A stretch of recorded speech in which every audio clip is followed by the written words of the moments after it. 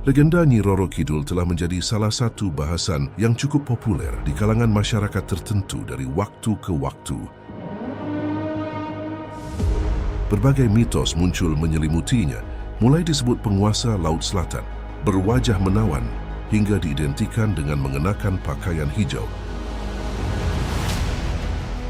Ada yang percaya dan tak sedikit pula yang meragukannya. Akan tetapi sosok misterius ini tak pernah lepas dari kisah kerajaan zaman dahulu. Lantas, seperti apakah hubungan Nyai Roro Kidul dengan raja-raja yang ada di Jawa dan apa hubungannya dengan Gunung Merapi? Saksikan kisah ceritanya di YouTube channel Legenda Indonesia.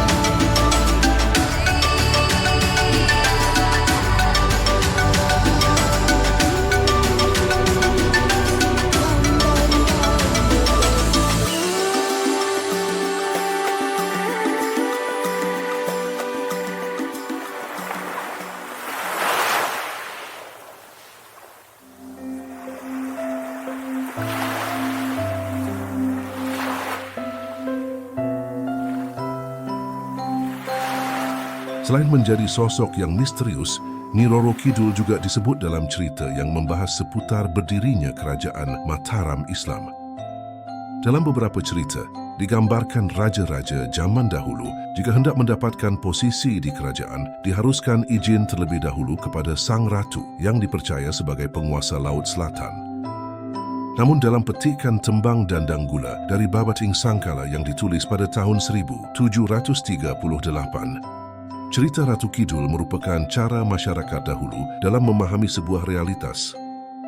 Dalam petikannya, Tembang Dandang Gula ini terdapat pengalaman empiris tentang kedahsyatan Laut Selatan Jawa. Pengalaman empiris yang dimaksud adalah terjadinya sebuah tsunami besar di Laut Selatan Jawa.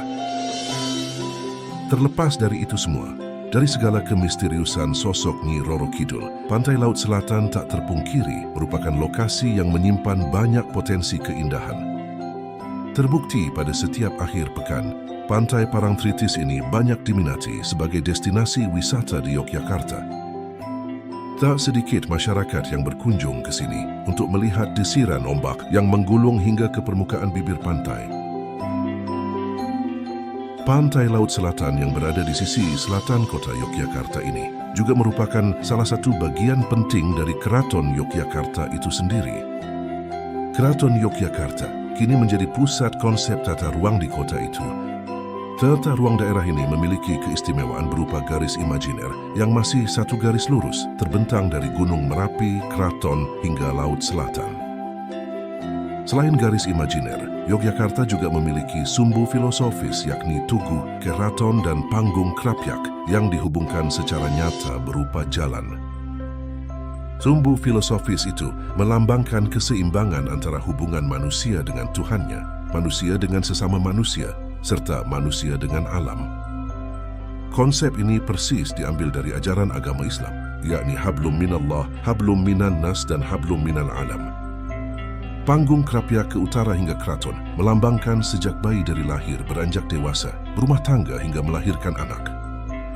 Sedangkan dari Tugu ke selatan hingga Keraton melambangkan perjalanan manusia kembali ke Sang Pencipta. Tugu Golonggilik dan Panggung Krapyak juga merupakan simbol lingga dan yoni yang melambangkan kesuburan. Dari kesemuanya itu, Keraton Yogyakarta lah yang menjadi pusatnya. Keraton Yogyakarta dianggap suci karena diapit 6 sungai secara simetris, yaitu Sungai Coda, Sungai Gajah Wong, Sungai Opak, Sungai Winongo, Sungai Betok, dan Sungai Progo. Ada pula Gunung Merapi dan Pantai Selatan yang menjadi ujung garis imajiner dengan keraton berada tepat di tengah-tengah keduanya. Jauh hari sebelum Kesultanan ini berdiri, Sri Sultan Hamengkubuwono I telah memikirkan konsep penataan kota yang demikian unik. Sebelum cerita ini dilanjutkan, bagi yang belum subscribe channel ini, silahkan subscribe agar tidak ketinggalan kisah-kisah menarik dari legenda Indonesia. Apabila kalian suka dengan video ini, klik tombol like dan share. Apapun bentuk support dari kalian akan sangat berarti untuk perkembangan channel ini. Terima kasih. Adapun Gunung Merapi itu sendiri juga memiliki kisah yang tak kalah menarik yang melatar belakangi awal keberadaannya. Konon dahulu kala, Pulau Jawa tidak seimbang seperti sekarang, melainkan miring ke sebelah barat. Kondisi ini dikarenakan di ujung barat terdapat banyak gunung, sementara di bagian tengah dan timur tidak ada. Untuk menyeimbangkan Pulau Jawa itulah, Dewa Krincing Wesi kemudian memerintahkan untuk memindahkan Gunung Jamurdwipa di barat Pulau Jawa ke tengah Pulau Jawa, tempat sekarang berdirinya Gunung Merapi. Namun pemindahan Gunung Jamurdwipa ini rupanya mengalami kendala. Salah satunya lantaran ada 2 orang empu sakti yang hidup di tengah Pulau Jawa. Keduanya yakni kakak beradik Empu Rama dan Permadi. Para dewa yang mendatangi kedua empu ini pun mengakui kesaktiannya. Mereka meminta keduanya untuk berpindah karena tempat tersebut akan menjadi tempat ditancapkannya pasak bumi penyeimbang Pulau Jawa. Namun kedua empu ini menolak dengan alasan mereka tengah mengerjakan keris yang harus dikerjakan, jika tidak maka akan terjadi kekacauan di Pulau Jawa.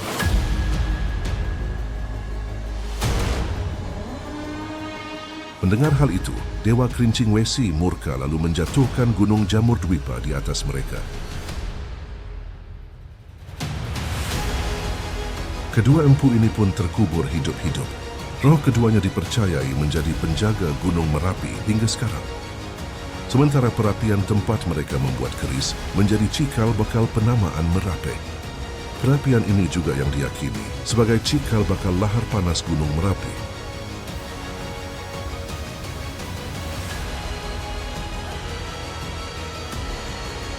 Dipercaya atau tidak, hal ini merupakan salah satu kisah mitologi yang menyebar sebagai cerita rakyat dan harus selalu kita jaga demi mempertahankan tradisi dan budaya yang ada di Nusantara. Terima kasih sudah menyaksikan video ini. Semoga dapat memberikan pengetahuan dan wawasan baru.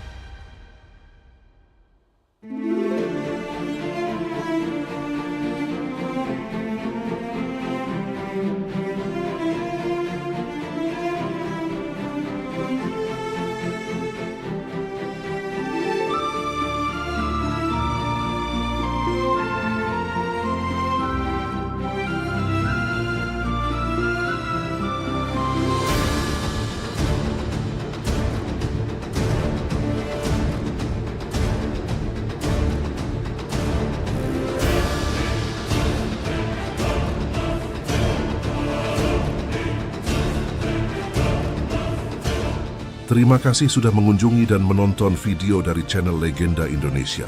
Jangan lupa subscribe, like dan share agar semakin banyak masyarakat yang selalu bangga dengan kebesaran bangsanya sendiri, bangsa Indonesia.